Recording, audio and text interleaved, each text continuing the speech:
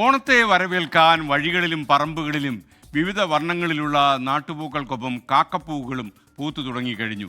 കണ്ണൂർ, കാസർഗോഡ് ജില്ലകളിൽ ചെങ്കൽപ്പാറകളുള്ള പ്രദേശത്താണ് ഇത്തരം പൂക്കൾ ധാരാളമായി കാണപ്പെടുന്നത്. കാസർഗോഡ് ജില്ലയിലെ ബിരിക്കുളത്ത് കുറേ മനോഹരമായ കാഴ്ചകളുണ്ട്. കണ്ണിന് സുഖം പകരുന്ന ആ കാഴ്ചകളിലേക്ക്.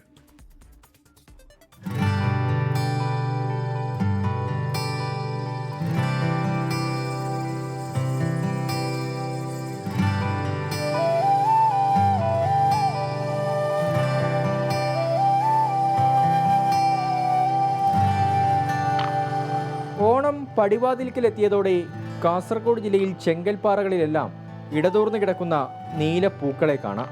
യൂട്രിക്കുലേറിയ എന്ന ശാസ്ത്രീയ നാമത്തിൽ അറിയപ്പെടുന്ന പൂവ് അത്രയധികം പൂത്തു നിൽക്കുന്ന പ്രദേശമാണിവിടം.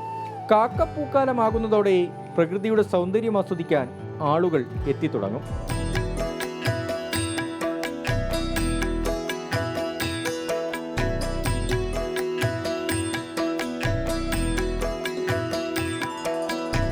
നോക്കത്താ ദൂരം പരന്നു കിടക്കുന്ന കുന്നിൻ ചെരുവുകളിലെങ്ങും നീലവസന്തം.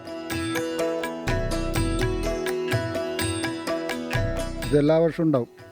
ഇത് കർക്കിടക മാസത്തിലാണ് ആദ്യം ഉണ്ടാകുന്നത്. പിന്നെ ചിങ്ങമാസം ഓണത്തിന് ഇത് പൂ ഇട്ടാലും മത്സരം എല്ലാം ഉണ്ടാവില്ലേ. എല്ലാ മുറ്റത്തും ഉണ്ടാവും. ഈ കാക്കാപ്പൂ ഉണ്ടായാലും ഓണത്തിനൊരു ഭംഗിയുള്ളൂ. അതുകൊണ്ട് ഇഷ്ടംപോലെ പൂക്കളുണ്ടാവും. ഇപ്പോൾ വിവകർഷം പൊതുവെ കുറവാണ്. അല്ലെങ്കിൽ ഇതൊന്നുമല്ല, പൂ ഭയങ്കര പൂവായിട്ടുണ്ട്. നല്ലോണം പൂവുണ്ടാവും.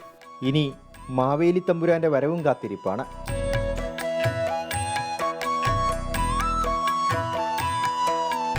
ഓണത്തെ വരവേൽക്കാൻ ഒരുങ്ങുകയാണ് കാസർഗോഡ്.